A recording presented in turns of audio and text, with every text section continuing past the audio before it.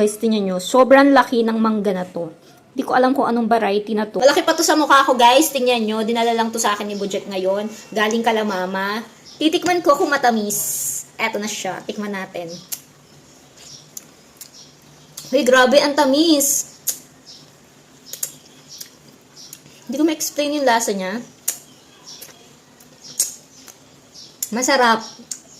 Gusto ko siyang itanim, guys. Kahit sa paso lang. Gagawin ko lang siyang bonsai. O, diba? Tatry ko. Para after 5 years or 10 years, mamumunga na to. Ang mahal ng ganitong grafted or marcot. Pero hindi ako sure kung kapag from seed, ganito pa rin yung magiging bunga niya. Pero susubukan ko, why not, diba? So, para bago ako tumanda, makaka-harvest ako nitong ganitong kalaking mangga na masarap. Sarap niya. Budget masarap. Hindi siya sobrang tamis, pero may tamis siya. Masarap, guys. So, yun lang. After 10 years, balikan nyo to. Mga na charis.